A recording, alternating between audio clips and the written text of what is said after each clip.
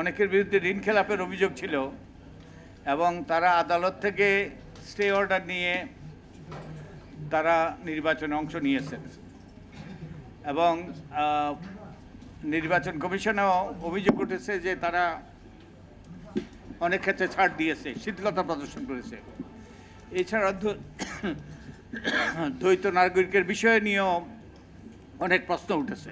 এরকম অভিযোগ উঠেছে যে অনেকে দ্বৈত নাগরিক এবং তারা প্রয়োজনীয় যে ডকুমেন্ট না দিয়ে তারা নির্বাচনে প্রতিদ্বন্দ্বিতা করার সুযোগ পেয়েছেন এবং এই দুটো যখন ঘটেছে তার তাৎপর্য আছে। প্রথমত, এইসব সমস্যা উদ্রেকও হতো না, এইসব সমস্যা সৃষ্টি হতো না যদি নির্বাচন কমিশন আমাদের যেই নির্বাচন ব্যবস্থা সংস্কার কমিশনের পক্ষ থেকে আমরা যে সুপারিশগুলো করেছিলাম, আমরা একটা সুপারিশ করেছিলাম যে 6 মাস আগে যে ঋণ খেলাপিদের ঋণ রেগুলারাইজ করতে হবে এবং অভ্যাসগত ঋণ খেলাপিদের কোনোভাবেই তাদেরকে নির্বাচন অংশগ্রহণ করতে দেওয়া হবে না। নির্বাচন কমিশন যদি এটা গ্রহণ করত তাহলে কিন্তু ঋণ খেলাপি মানে কি, যারা অভ্যাসগত ঋণ খেলাপি তারা হলো মানুষের পকেট কেটেছে, তাদেরকে আমাদের আইন ভঙ্গকারীদের কিংবা যারা মানুষের পকেট কেটেছে তাদেরকে আমাদের যে আইন প্রণেতা হিসাবে নির্বাচিত হওয়ার সুযোগ থেকে বঞ্চিত করা যেত। তো এটা একটা জটিলতা সৃষ্টি হয়েছে। আর যেটা নির্বাচন কমিশন করেছে তার আগে যে আদালত যে তাদেরকে সুযোগ দিয়েছে এবং আমরা জানতে চাই কি বিবেচনার সুযোগ দিয়েছে, যে সুস্পষ্টভাবে আদালতের রায় আছে মনোনয়নের ক্ষেত্রে নির্বাচনের কমিশনেরই সিদ্ধান্ত চূড়ান্ত। যে প্রথমত রিটার্নিং অফিসাররা মনোনয়নপত্র বাছাই করবে, তারা চূড়ান্ত প্রার্থীর সিদ্ধান্ত, তারা কাদের মনোনয়নপত্র বৈধ অবৈধ এটা নির্ধারণ করবে, তারপরে আপিল করার সুযোগ পাবে এবং নির্বাচন কমিশন সিদ্ধান্ত নেবে এবং নির্বাচন কমিশনের এই সিদ্ধান্তই কিন্তু চূড়ান্ত হওয়ার কথা।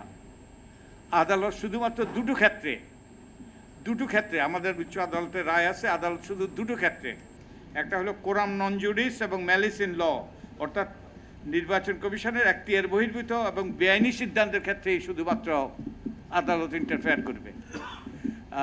কিন্তু আমাদের আদালত 2018-তে ব্যাপকভাবে ইন্টারফেয়ার করেছে এবং শেষ দিনও মনোনয়ন বৈধ করেছে, অবৈধ করেছে। তো এবার আমরা জানি না, এবং আপনাদের জন্য খতিয়ে দেখার এটা একটা সম্ভাব্য ইস্যু যেটা আপনারা খতিয়ে দেখতে পারেন এবং আদালত তার এখতিয়ার বহির্ভূতভাবে এই যে malice in law and coram non judice এগুলোর বাইরে আদালত হস্তক্ষেপ করেছে কিনা। আমি আদালত অবমাননা করতে চাই না, কিন্তু আমাদের নাগরিক হিসাবে আমাদের অধিকার আছে আমরা প্রশ্ন তোলার। আমরা আদালতকে অবমাননা করব না, আমাদের প্রশ্ন তোলার অধিকার আছে। তো এই আদালতের হস্তক্ষেপের ফলে আমরা জানতে চাই যে যারা নির্বাচনে যাদের অযোগ্য হওয়ার কথা ছিল তারা নির্বাচনে অংশগ্রহণ করতে পেরেছে কিনা, হলে তাহলে কি হয়। আদালত আরও রায় আছে যে নির্বাচনটা সুষ্ঠু, নিরপেক্ষ এবং জাস্ট অ্যান্ড ফেয়ার হইতে হবে, ফেয়ার এবং জাস্ট। তো যারা সম্ভাব্য নির্বাচন অংশগ্রহণ করতে অযোগ্য তারা যদি নির্বাচনে অংশগ্রহণ করে তাহলে নির্বাচনী ফলাফলের সমীকরণটাই বদলে যায়। তাদের অনেকে হয়তো জয়ী হয়, আবার যাদের জয়ী হওয়ার কথা তারা পরাজিত হয়। তো এই নির্বাচনটা সুষ্ঠু হয়েছে কিনা, জাস্ট হয়েছে কিনা, এটা নিয়ে আদালত প্রশ্ন করেছে। তো এটা নিয়ে আপনাদের প্রশ্ন করার সুযোগ এসছে যে কয়েকজনের তো রেজাল্ট স্থগিত করেছে, তো তারা দুইজনের এবং অন্যরাও যদি হয়তো আদালতে মামলা হবে, ইলেকশন পিটিশন হবে, ট্রাইব্যুনালে যাবে এবং এরপরে যদি তারা অযোগ্য ঘোষিত হয় তাহলে নির্বাচনের সমীকরণটাই বদলে গিয়েছিল এবং নির্বাচন কমিশন এই ব্যাপারে তাদের একটা দায়িত্ব ছিল।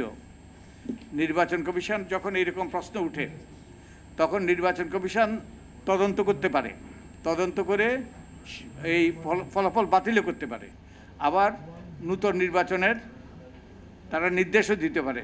একটা বিখ্যাত মামলা আছে, আমি আগেও বলেছি, নূর হোসেন বনাম বাংলাদেশ। এই নূর হোসেন বনাম বাংলাদেশ মামলায় সেই নূর হোসেন, সেই নারায়ণগঞ্জের নূর হোসেন আর সেই নজরুল ইসলাম, নূর হোসেন বনাম নজরুল ইসলাম নারায়ণগঞ্জের সাতকুপের সাথে যারা জড়িত, তাদের মামলায় বিচারপতি এবাদলক সুস্পষ্ট রায় দিয়েছে, যদি নির্বাচনের সময় কারচুপি কিংবা নির্বাচনটা জাস্ট এবং ফেয়ার হয়েছে কিনা এ নিয়ে যদি প্রশ্ন ওঠে, তাহলে নির্বাচন কমিশন তদন্ত সাপেক্ষে সেই নির্বাচন বাতিল করতে পারবে এবং নির্বাচন কমিশন পুনর্নির্বাচনের নির্দেশ দিতে পারবে। তো এবার এই প্রশ্নগুলো উঠেছে, আপনারা তুলেছেন, আমরাও তুলেছি, কিন্তু নির্বাচন কমিশন তদন্তও করে নাই। নির্বাচন কমিশন বরং যেটা করেছে, তড়িঘড়ি করে গভীর রাতে তারা সেই গ্যাজেট প্রকাশ করে দিয়েছে। তো গ্যাজেট প্রকাশ করার একটা তাৎপর্য হলো, নির্বাচন কমিশন যখন গ্যাজেট প্রকাশ হয় তখন নির্বাচন কমিশনের এটা এখতিয়ারভুক্ত হয়ে যায়।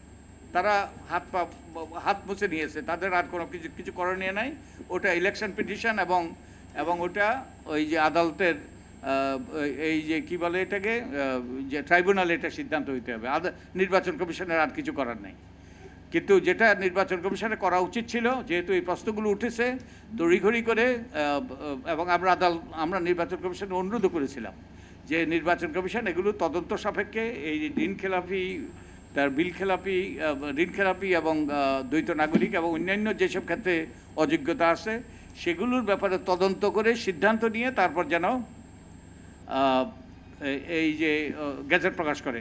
এবং আমরা এই ক্ষেত্রেও একটা গুরুত্বপূর্ণ আমরা সুপারিশ করেছিলাম। আমরা বলেছিলাম যে নির্বাচন কমিশন নির্বাচনের পরে 48 ঘন্টার মধ্যে তারা নির্বাচনটা সুষ্ঠু হয়েছে কিনা এটা সার্টিফাই করবে। এটা গুরুত্বপূর্ণ, কারণ নির্বাচন কমিশনই স্বাধীন সাংবিধানিক প্রতিষ্ঠান নির্বাচন করার জন্য। এখন তারা যেটা করে, যেটা রিটার্নিং অফিসাররা যেই ফলাফল দেয় এটাই তারা গ্যাজেট হিসেবে প্রকাশ করে দেয়। তারা যে গুরুত্বপূর্ণ প্রতিষ্ঠান, তারা তাদের সেই গুরুত্বপূর্ণ প্রতিষ্ঠানের সেই দায়িত্বটা পালন করে না, এবং তারা এখন অনেকটা পোস্ট অফিসের মতো ভূমিকা পালন করে।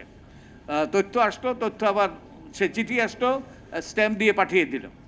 কিন্তু নির্বাচন কমিশন, আমরা এই প্রস্তাব করেছিলাম, এটা যদি করা হতো তাহলে নির্বাচন কমিশন তদন্ত সাপেক্ষে এগুলো মীমাংসা করে তারপরে এগুলো প্রকাশ করত, গেজেট প্রকাশ করত। তবে এখনও সুযোগ আছে। আইনের, আপনারা যারা নির্বাচন বিট করেন আপনাদের জানার কথা, আইনের 91